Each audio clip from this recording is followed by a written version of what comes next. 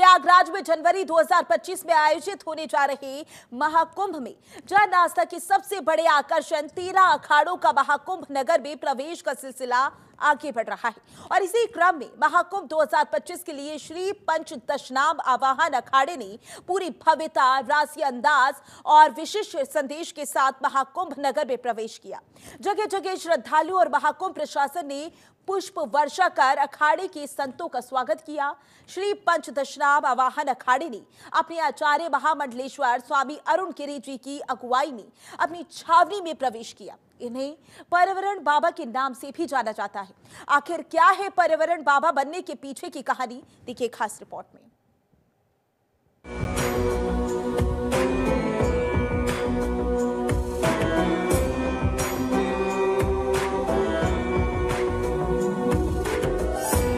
प्रयागराज में 13 जनवरी से दुनिया का सबसे बड़े धार्मिक उत्सव महाकुंभ लगने जा रहा है। इस महाकुंभ में श्री पंचदशनाम आवाहन अखाड़ा भी शामिल हो रहा है। आवाहन अखाड़े के महामंडलेश्वर अवधूत बाबा उर्फ अरुण गिरी महाराज हैं। अरुण गिरी महाराज को श्री पंचदशनाम आवाहन अखाड़े का आचार्य महामंडलेश्वर साल 2023 के मार्च में चुना गया था। अरुण गिरी महाराज को पर्यावरण बाबा भी कहा जाता है।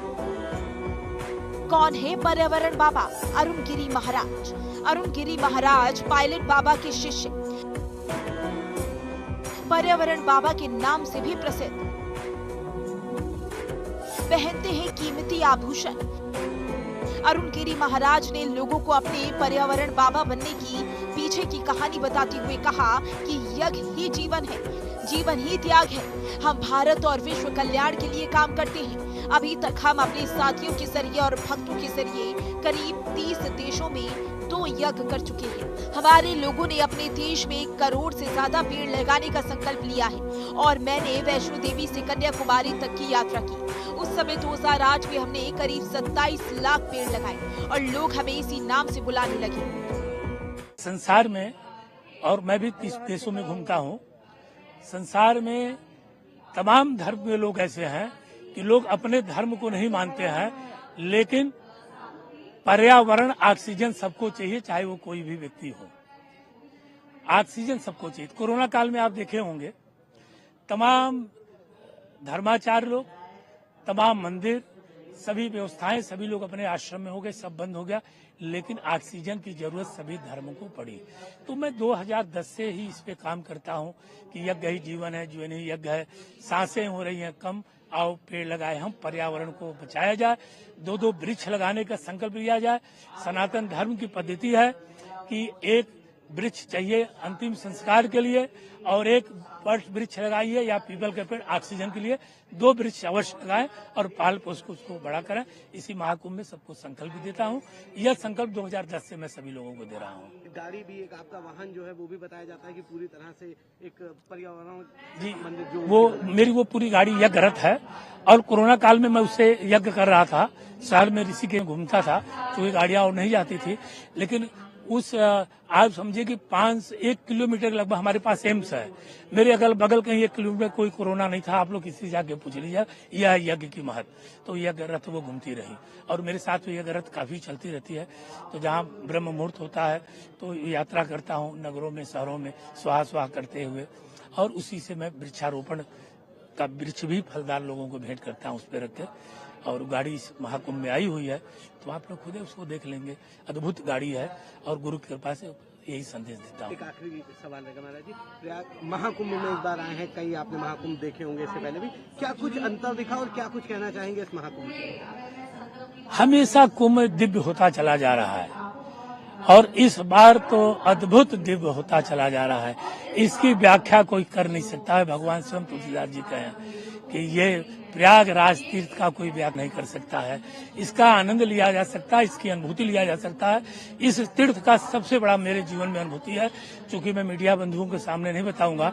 जब इस तीर्थ से पिछले बार 2013 का जब महाकुंभ था, तो मैंने वो एक संकल्प लिया था। उस संकल्प को श्री यज्ञ नारायण भगवान इस धरती पर आने से पहले ही पूर्ण कर दिए थे और मैं उसी रूप से महाकुंभ में आया हूँ। बहुत बहुत साधुवाद, धन्यवाद। पर्यावरण बाबा ने महाकुंभ को लेकर कहा कि महाकुंभ हमेशा दिव्य होता जा रहा है और इस बार तो अद्भुत दिव्य हो रहा है, इसे कोई नहीं समझा सकता।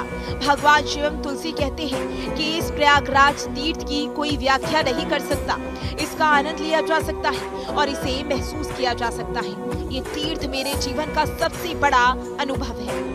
संसार में, और मैं भी 30 देशों में घूमता हूँ, संसार में तमाम धर्म के लोग ऐसे हैं कि लोग अपने धर्म को नहीं मानते हैं, लेकिन पर्यावरण, ऑक्सीजन सबको चाहिए, चाहे वो कोई भी व्यक्ति हो।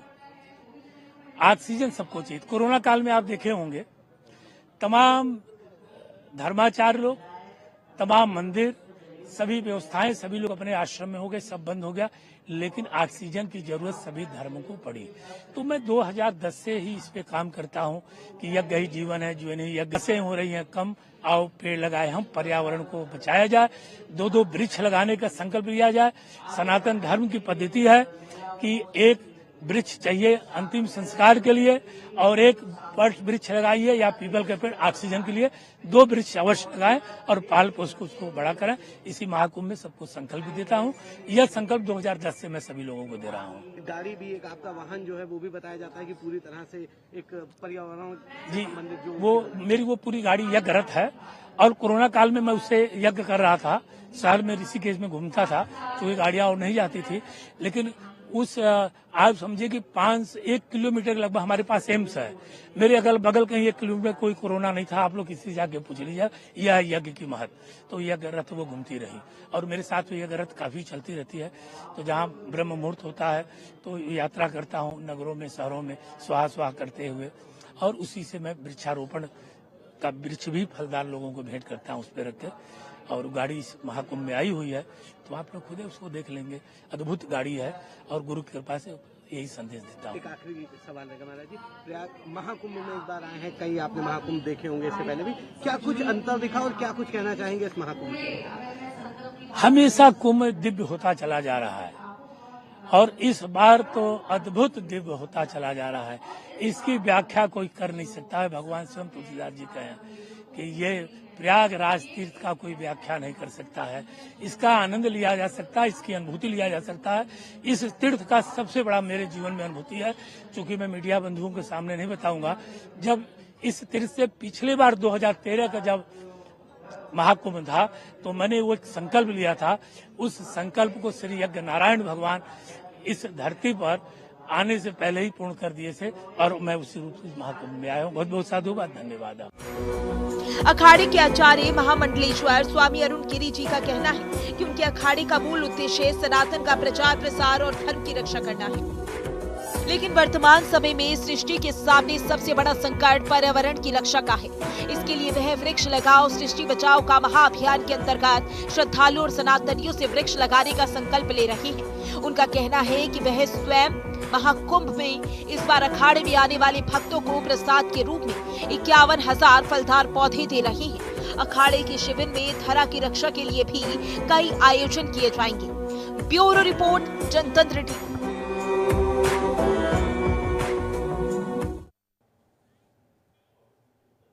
तो वहीं उत्तर प्रदेश के प्रयागराज में महाकुंभ मेला 2025 की तैयारियां जोरों से चल रही हैं। 13 जनवरी से 26 फरवरी 2025 तक महाकुंभ मेला चलेगा। महाकुंभ मेला क्षेत्र के डीआईजी वैभव कृष्ण और महाकुंभ मेला क्षेत्र के एसएसपी राजेश द्विवेदी ने सुबह सुबह महाकुंभ क्षेत्र का निरीक्षण किया। सुरक्षा को लेकर महाकुंभ मेला डीआईजी वैभव कृष्ण ने कहा कि हमारी फोर्स की ब्रीफिंग चल रही है, सभी संवेदनशील जगहों पर तैनात पुलिसकर्मियों को ब्रीफ किया जा रहा है।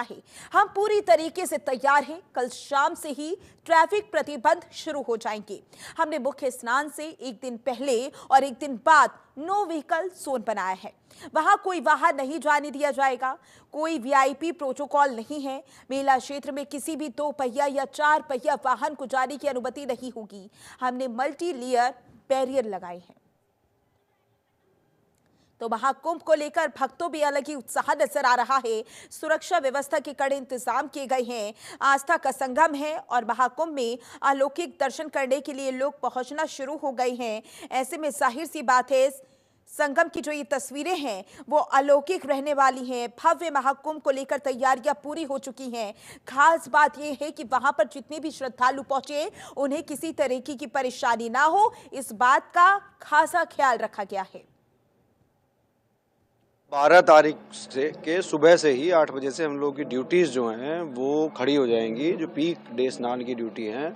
और आज हम लोगों की फोर्स की ब्रीफिंग चल रही है। जितनी भी फोर्स तैनात है, सभी हमारे राजपत्रित अधिकारी, सभी हमारे थाना प्रभारी, चौकी प्रभारी और सेंसिटिव लोकेशंस पे, बैरियर्स पे जो फोर्स है उन पे जो तैनात पुलिसकर्मी हैं वो बुलाए गए हैं। इनकी डिटेल में ब्रीफिंग की जा रही है। हमारे ट्रैफिक प्लान्स हैं जो कि विभिन्न स्थितियों में एक्टिवेट होंगे। हमारी कंटिंजेंसी प्लान्स हैं जिनकी हम लोगों ने बड़ी गहन मॉक ड्रिल्स की हैं विभिन्न कंटिंजेंसीज को निपटने के लिए। उनके संबंध में उन्हें यहाँ पे ब्रीफिंग करी जाएगी और हम लोग पूरी तरीके से तैयार हैं। कल सुबह 8 बजे से हमारी ड्यूटियाँ जो है वो मुस्तैद खड़ी हो जाएगी। देखिए कल तो महाकुंभ विशाल, ये तस्वीरें आपकी टीवी स्क्रीन पर। महाकुंभ को लेकर सभी तैयारियां पूरी हो चुकी हैं। इसी के साथ जो संगम नगरी की तस्वीरें हैं वो बहुत ही ज्यादा भव्य रहने वाली हैं। तो वही महाकुंभ को लेकर अभी से ही महाकुंभ नगरी पूरी तरीके से सज चुकी है। अखाड़ों के महामंडलेश्वर भी महाकुंभ पहुंच चुके हैं। इसी के साथ अखाड़े के महामंडलेश्वर डॉक्टर पायल नंदागिरी से बातचीत की जनतंत्र टीवी के पॉलिटिकल एडिटर अखिलेश मिश्रा ने। आइए देखते हैं। मैं हूँ प्रयागराज में और यहाँ पे महाकुंभ लगा हुआ है। अखाड़ों की परंपरा सबसे पुरानी है, लेकिन इसमें जो नया अखाड़ा शामिल हुआ है किन्नर अखाड़ा, लेकिन सबसे ज़्यादा चर्चा में है। इस वक्त मैं जहाँ बैठा हूँ ये किन्नर अखाड़े की जगह है, उनके कैंप है और हमारे साथ महामंडलेश्वर नंदगिरी जी हमारे बात करने के लिए हैं। महामंडलेश्वर जी, आप लोगों ने बहुत लड़ाई के बाद आपने अपना अखाड़ा बनाया, तो अभी आपको क्या लगता है कि वो स्वीकारोक्ति हो पाई है? लोगों ने उसी तरह आपके अखाड़े को भी लिया है जिस तरह से जूना अखाड़े और अग्नि आह्वान अखाड़ों को लेते हैं, कि अभी थोड़ी सी आपको लगता है कि थोड़ा सा कहीं चूंकि अखाड़ा नया है तो लोगों को भी स्वीकार करने में थोड़ी सी दिक्कत आ रही है? जय श्री महाकाल। मैं डॉक्टर पायल नंदागिरी, महामंडलेश्वर किन्नर अखाड़े की, महाराष्ट्र से। देखो, जब हमने अखाड़ा गठित किया था तब तो हमें संघर्ष करना पड़ा। जैसे हम तो समाज से संघर्ष करते करते, घर से समाज से संघर्ष करते करते ये अखाड़ा निकाला और साधु संतों से भी संघर्ष करते करते। वैसे तो देखो, जब पहले हमने अखाड़ा खोला तब तो हमें बहुत दिक्कत हुई, पर जिसके बाद हमारे बाप दादा बनके जैसे हरिगिरी खड़े हो गए जूना अखाड़ा और हमारे को उनमें सम्मिलित किया, तो उसके बाद तो कोई हमारी इनमें अनबन कुछ भी नहीं है। और जैसे जूना अखाड़े में हमें ये किया है तो दूसरे को हमें कुछ ये नहीं है। अच्छा, तो आपकी परंपरा जूना अखाड़े की परंपरा है। लोगों को बड़ी जिज्ञासा है कि जो पुराने अखाड़े हैं, आखिर आपकी परंपरा क्या है, किसको आप फॉलो करते हैं? देखो, जैसे हमारी जूना अखाड़े की जो परंपरा है, जो किन्नरों की जो परंपरा है, जो हमारे जैसे जूना अखाड़ा दत्त भगवान को ये करते हैं, हम शिव जी को और अनुसया को, रेणुका को ये करते हैं। अच्छा, तो आपकी परंपरा क्या है? जिस तरह वो पेशवाई निकाल के स्नान करेंगे, शाही स्नान में जाएंगे, उसी तरह किन्नर अखाड़ा भी जाएगा? हाँ जी, जैसे अब जब हमने अखाड़ा ही खोला है, जैसे हम जूना अखाड़े के साथ है, तो जैसे जूना अखाड़े की जैसी पेशवाई निकलती है, उनकी शाही स्नान होता है, उसी समय उसी प्रकार हमारा भी शाही स्नान और हमारा ये होएगा। लोगों में अभी थोड़ा सा संदेह है कि क्या आप जूना अखाड़ा के ही पार्ट हैं डॉक्टर पायल की? आपका अलग अस्तित्व है, आपकी कुछ अलग परंपराएं हैं जो जूना अखाड़े से हट के भी है? नहीं, देखो, जूना अखाड़ा है, किन्नर अखाड़ा है, पर जूना अखाड़ा के साथ संग चल रहा है किन्नर अखाड़ा। डॉक्टर पायल, आमतौर पे माना जाता है कि लोग पढ़ाई लिखाई नहीं करते, लेकिन आपने कहा डॉक्टर पायल, तो मुझे पूछना पड़ा कि आपने कितनी पढ़ाई की है और क्या जब आप पढ़ाई कर रही थी तो ऐसा कुछ लग रहा था कि कुछ डिस्क्रिमिनेशन हो रहा है, कोई भेदभाव हो रहा है, मतभेद है? देखो, और जैसे मैंने पढ़ाई करी नहीं है, मेरी पढ़ाई कम हुई है, पर मैंने जो कोई पढ़ लिख के डॉक्टर बनता है, मैं समाज की जो धार्मिक और समाज के जो काम है, परंपरा जो हमारे जैसे मेरा एक ओल्ड एज होम भी है, वो भी चलाती हूँ और समाज के अंदर समाज सेवी का भी करती हूँ काम। तो आप करते हैं तो जैसे अभी आप कुंभ में हैं, जाते होंगे तो लोग जिज्ञासा से देखते होंगे, अच्छा ये किन्नर अखाड़े के हैं, महामल्लेश्वर हैं, इनसे क्या करें, तो लोगों का क्या रिएक्शन क्या होता है जब आपको देखते हैं? तो क्या वो विस्मय होते हैं, उनको लगता होगा कि अच्छा ये नए रूप में हैं, वो उसी भाव से आप आते हैं कि नहीं? देखो पहले तो किन्नर बोले तो इंसान डर जाता था। जैसे हमारे आचार्य जी ने और लक्ष्य मैं बोली नहीं गौरी जी ने पिटीशन डालने के बाद समाज से देखने का प्रयत्न अलग हो गया कि ना किन्नर बोले तो कौन है क्या है, वो तो मंगलमुखी सदा सुखी। आज पहले किन्नर को ये होते थे, आज किन्नर को नजदीक से देखा जाता है कि किन्नर अपना ही है, अपना ही है, इसलिए डरने की और डराने की कोई बात नहीं है। डॉक्टर साहब, मैं देख रहा हूँ कि आपके पास बहुत से लोग आए हैं, सुबह से शाम तक मिलते हैं, तो सबसे ज्यादा किस मुद्दे पे चर्चा होती है? क्या सबसे ज्यादा विषय रहता है आपका? देखो कि आते हैं तो कुंभ में कैसा लगा है, कुंभ कैसे हो रहा है, इस कुंभ में कैसे, इस माध्यम की चर्चा होती रहती है, हर किस्म की चर्चा। जैसे हमारे जीवन के संघर्ष में कैसी हो गया उसमें चर्चा होती रहती है, साधु संतों की चर्चा होती रहती है, ऐसे सब लोग अपने अपना इससे सवाल करते रहते हैं। एक आखिरी सवाल है कि क्या आपको लगता है कि कुंभ में किस तरह की अनुभूति है? यहाँ पे अलग अलग देश भर के साधु संत मिलते हैं, तो क्या आपके मन में क्या जिज्ञासा होगी कि कुंभ में चल के वो जिज्ञासा हम शांत कर लेंगे? देखो जिज्ञासा तो मुझे एक ही है कि जैसे आज मोदी जी, योगी जी आज इतने बड़े सनातन धर्म के लिए अपने भारत की रक्षा कर रहे। आज हमारे हरिगिरी महाराज है, हमारे अवधेशानंद जी है, हमारी लक्ष्मी नारायण त्रिपाठी जी है, आज उन्होंने इतना सारा हमारे लिए संघर्ष किया है, साधु संतों के लिए उन्होंने संघर्ष किया है। तो एक ही चाहती हूँ, सारे सनातन बनो, सनातन के लिए आगे बढ़ो। बहुत बहुत धन्यवाद। तो थे आपने देखा किस तरह किन्नर अखाड़ा चर्चे में है और यहाँ पे इनसे लगातार डॉक्टर पायल से लोग मिलने आ रहे हैं और ये क्रम इनका जारी है। लेकिन सबसे बड़ी बात यह है कि ये कह रहे हैं कि सनातन के लिए इनको काम करना है और इनके समाज के जो अलग अलग क्षेत्रों में लोग हैं उनके लिए भी इनका संघर्ष जारी रहेगा। मतलब नौकरी के लिए भी चाहते हैं और जो भी ये लोग काम करें उनमें इन्हें सम्मान और आरक्षण मिलना ही चाहिए। कैमरामैन अमित और विवेक के साथ अखिलेश मिश्र, जनतंत्र टीवी, प्रयागराज, कुंभ। फिलहाल के लिए इस बुलेटिन में बस इतना ही। बने रहें जनतंत्र टीवी के साथ। नमस्कार।